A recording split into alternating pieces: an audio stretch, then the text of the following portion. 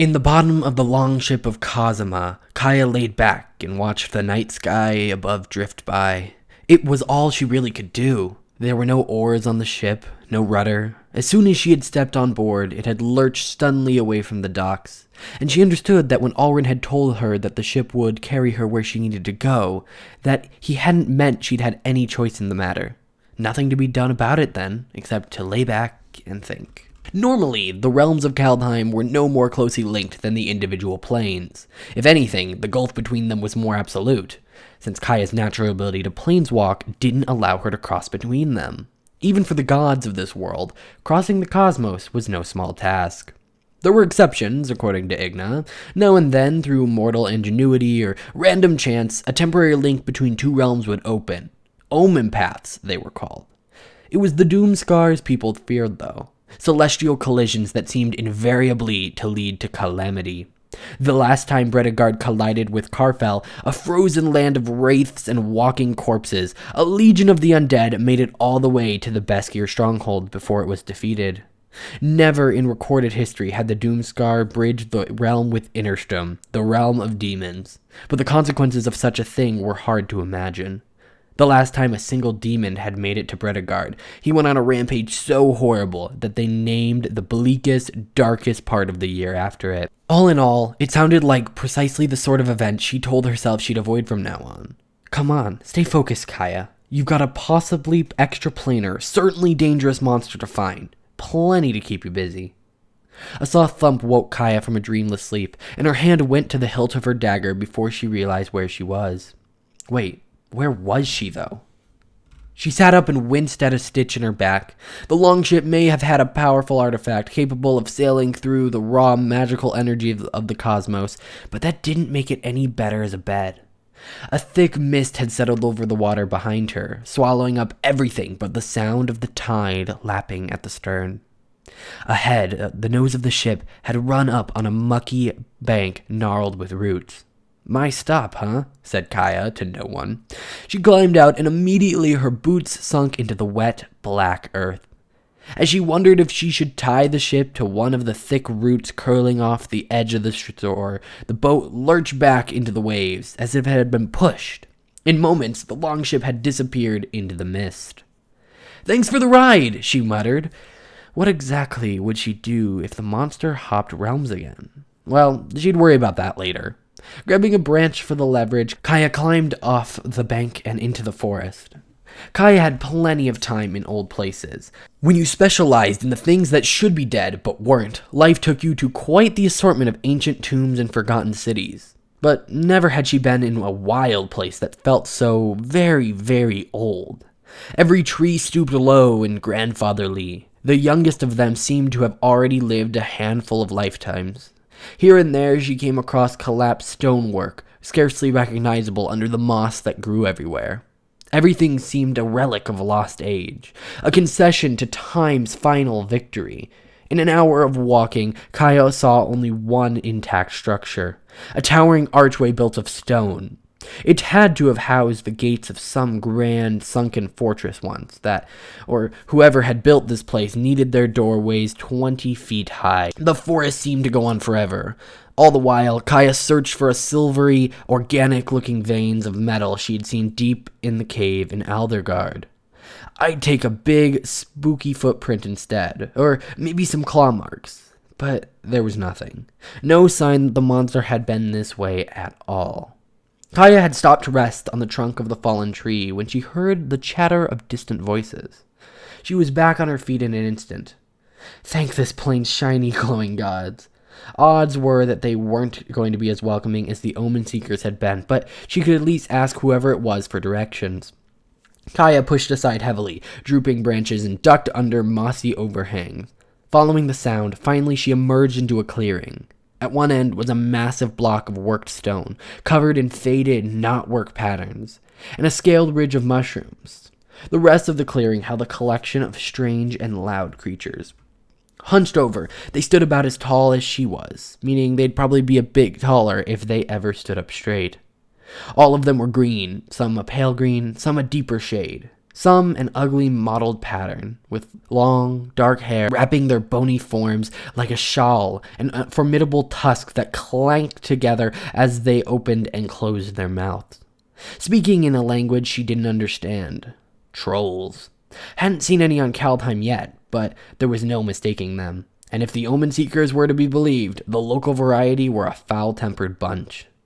Thankfully, they seemed too distracted talking to and occasionally smacking each other to notice her.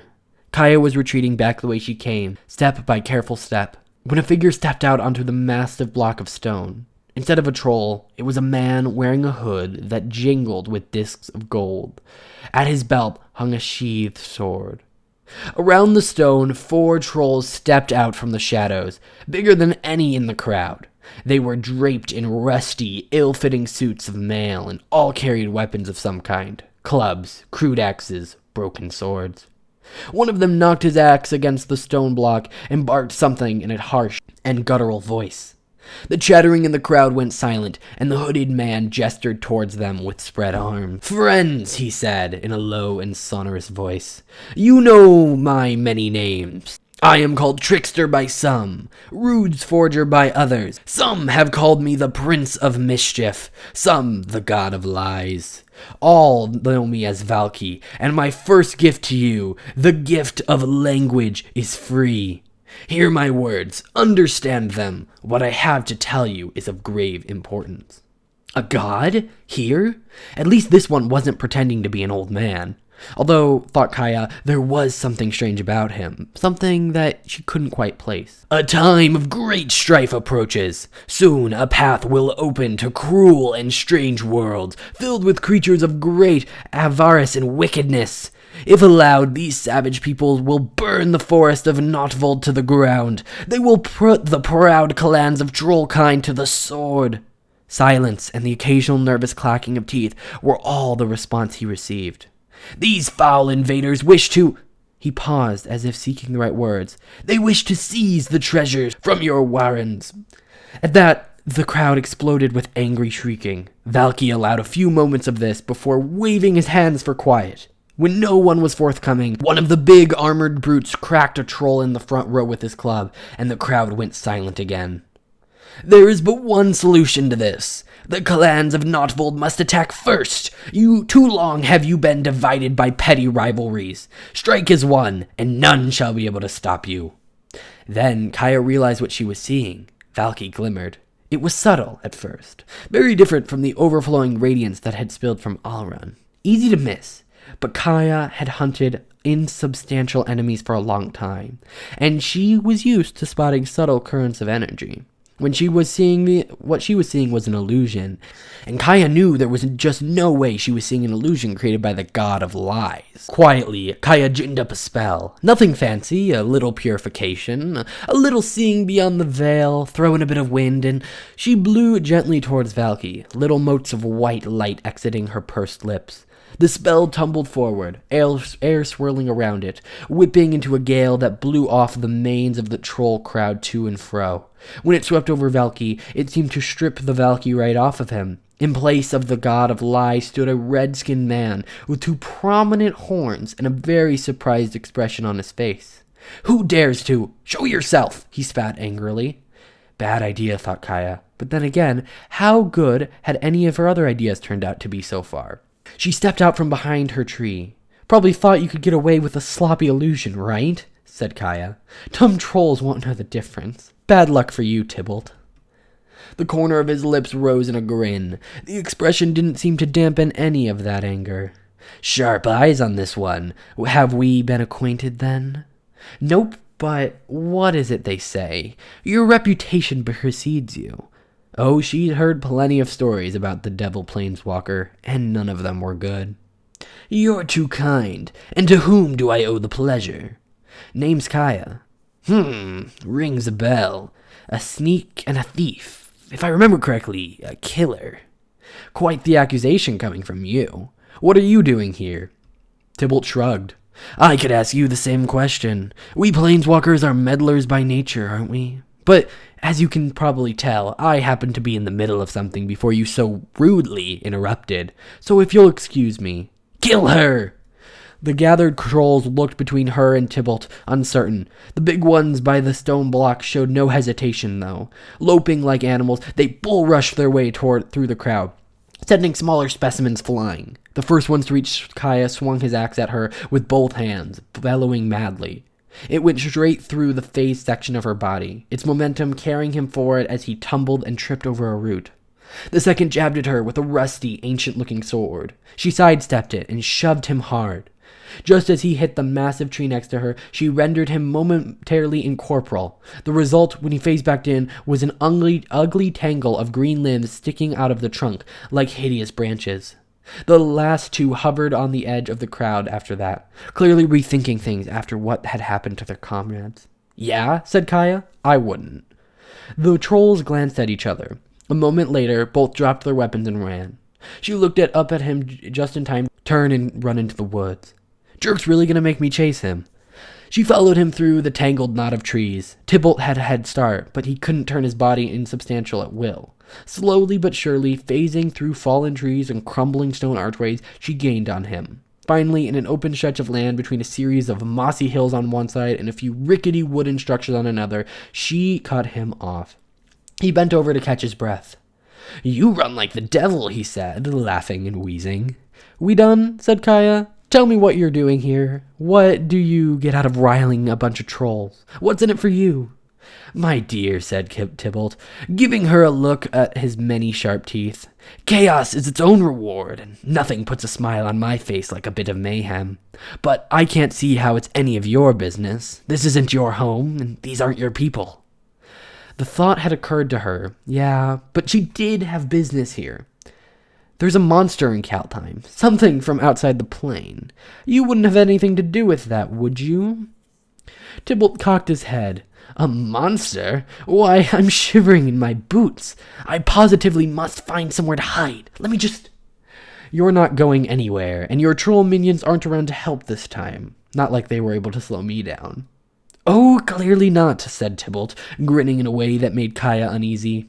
"At least, not the haggy variety.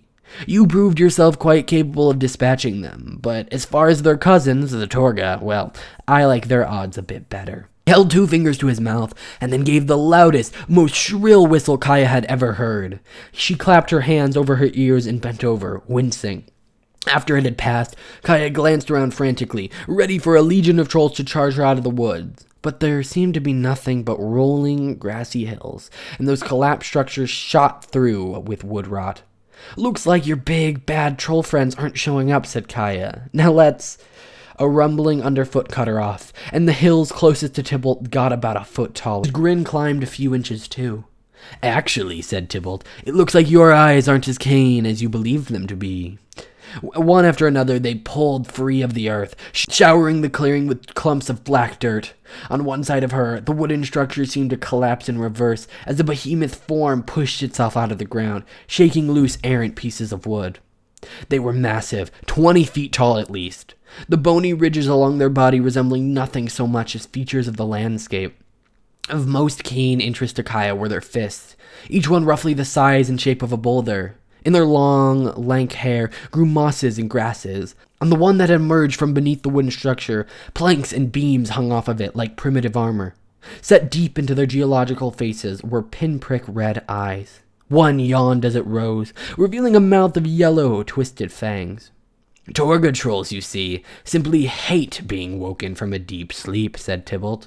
"And once they have been, they've got an unfortunate tendency to rip apart anyone and anything in the vicinity." "Are you crazy?" hissed Kaeya, turning to face the trolls behind her. She counted 6 altogether. "They'll kill us both!" There was an unusual sound behind her, then a keening, whistling noise, as if the air itself was being sharpened.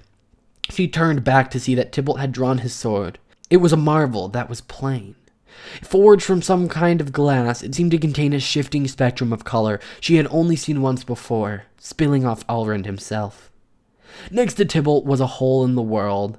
There was no other way to put it. It hung in the air, the edges ragged and uneven and faintly glowing. Heat and sulphurous air seemed to pour out, and through the tear Kaeya glimpsed black earth, split with volcanic ruptures. Tibalt hefted the sword and grinned at her. It's like a charm. I'd say I wish you luck, but that would make me a liar, wouldn't it? With that, he stepped through the portal. Behind him, the edges came together and vanished, leaving Kaeya with the trolls. She pulled her daggers free from their sheath as slowly as she could. Maybe she could get out of this without a fight. Listen, the guy who woke you up, he just stepped out, but if you just give me a minute to explain myself. One of the trolls swung at her open palm, like it was trying to squash a bug. Would have rather succeeded, too, if Kaeya hadn't phased out of the way. Even clear of the blow, the impact rattled her teeth. Okay, she said. I tried. She jabbed at one of her blades into the troll's arm, or rather, she tried to. It felt almost exactly like trying to stab a hunk of rock. There was a ringing snap, and she watched the dagger she had since Tolvada break in two. The shock lasted only a moment. That was enough for the troll to sweep out its hand and knock her across the clearing. Her head was ringing, and when she pushed herself back to her feet, it had been a long time since she had been hit that hard. She flipped her remaining dagger tip down in reversed grip and said, I liked that blade. She tumbled right into the squashing rage of another troll. It swung at her with an uprooted tree, which she phased through. On the other side, she slashed at its exposed leg. The bough scraped and skittered off like thick hide, leaving nothing but a thin scratch. Come on, she said, dodging a backhand from the second troll. She rolled between the legs of a third, narrowly avoiding its clumsy attempt to grab her. Time to fight dirty. Wrapping her blade in ethereal energy, Kaeya jabbed it between the two huge vertebrae and yanked her hand out just in time to have it rematerialize. Tricky timing, but she was rewarded with a deep bellow as the dagger solidified in its spine. With a tremendous crash, the troll hit the ground. Who's next, she said, turning to the others. Okay, she may have briefly disarmed herself with that little trick, but it was nothing she couldn't.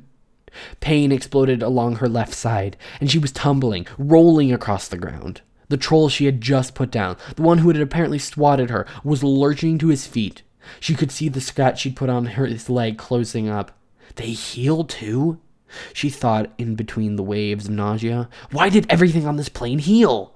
The other trolls roared and banged their fists on the ground, spread out in a semicircle that blotted out the sun. 1 against 6. She'd won fights with worse odds. But then again, she'd had weapons in those fights. 1 dagger broken, 1 embedded in an angry troll. Kaeya took a deep breath, wincing at the jolt in her ribs. Need a hand? Came a voice from her left. Leaning against one of the ancient twisting trees of this place was a man with long braids of red hair. By his pointed ears, Kaeya could tell that he was an elf, but his body was packed with more muscle than she was used to seeing on their kind. He was clearly proud of it too. Despite the cold, he wore no shirt, only a collection of charms hanging from his necklace, and a pair of bracers, one of which was fixed with a brass knife blade. There was something about his relaxed, easy pose that made him seem young, even for a people that always seemed young.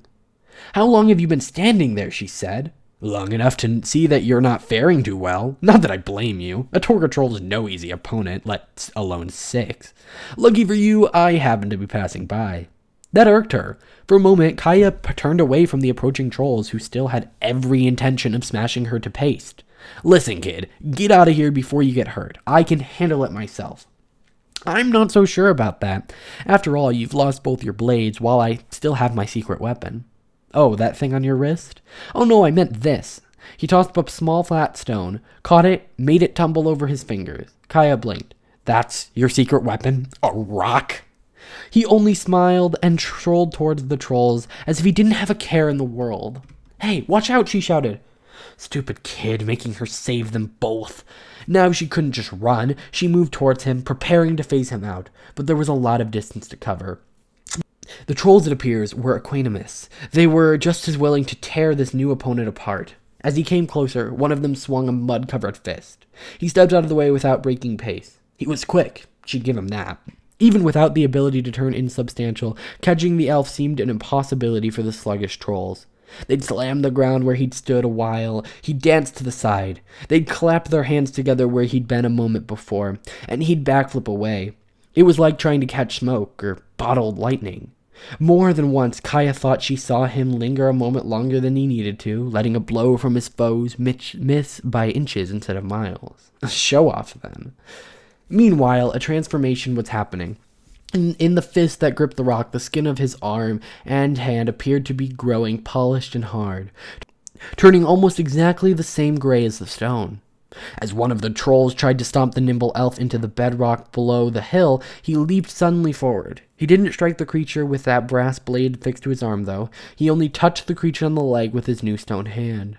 Suddenly, the same transformation that had covered the young elf's arm began to spread rapidly across the troll's leg.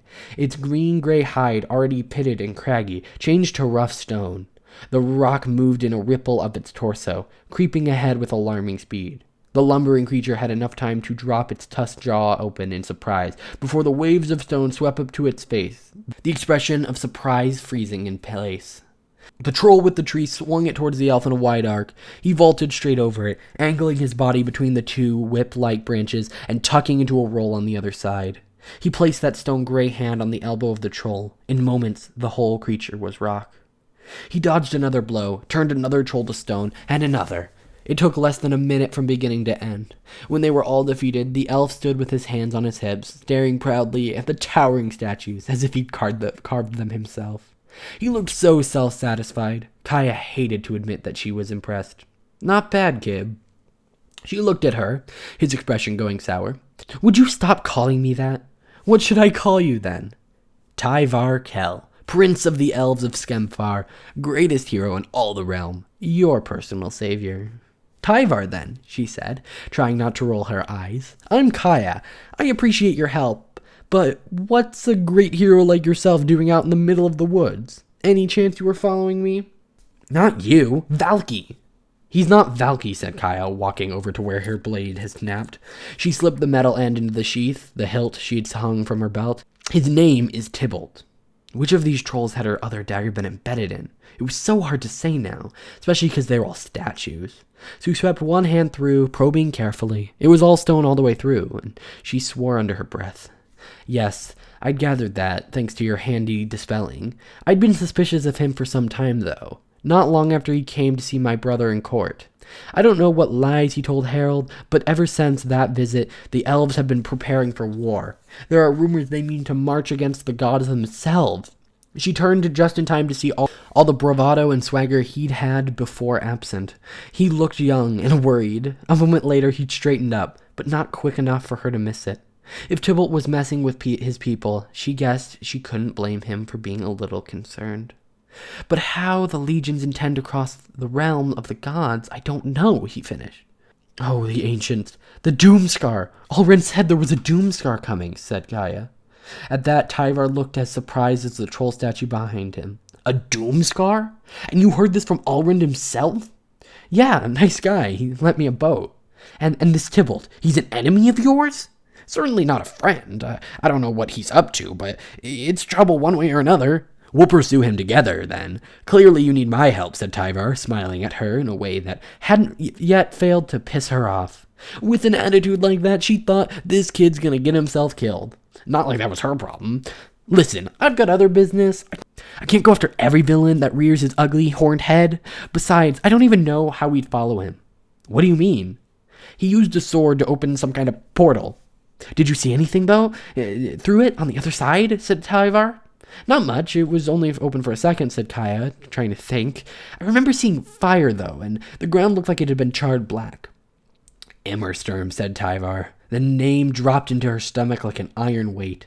She'd heard Igna whispering stories about that place, the realm of demons. Tyvar bafflingly seemed excited at the news. "Well, unless you happen to have a magic boat hanging around." But Tyvar already had his eyes closed. He extended both arms in front of him, and Kaeya reflexively took a step back. Slowly in the surrounding air, currents of mana began to curl and twist into a complex pattern of glowing knotwork. Kaeya realized that she had seen this magic before. It had looked almost effortless when Alrint had opened a doorway into another realm, but the fundamentals were the same. When it opens, the shimmering nightscape of the cosmos, she felt an odd decompression in her ears, as if all the air had suddenly gone out of the clearing. Tyvar finally opened his eyes, and a doorway stood before them. "Where in the hells did you learn to do that?" breathed Kaeya. "The sorcerers of Skemfar are experts of their craft, and you can count on me, an expert among experts," he said, grinning. "I've been throughout the realms of Kaldheim. My natural gifts express themselves a bit differently in each one." She took a step closer, and something caught her eye. In the bundle of charms around his neck, among the bones and gems and little twisted bits of metal, was a small octahedron of dark stone. Covering the sides was a minute, precise etching, a design she had seen before, but not here. Ah, he said, catching her gaze. He held up a little shaped stone to the light. Feel free to admire it. I found this one in a remote realm. One even the sagas don't speak of. It was called Zendikar, she said, cutting him off. Holy ancients, you're a planeswalker. His grin flagged, uncertain. And what exactly is a planeswalker?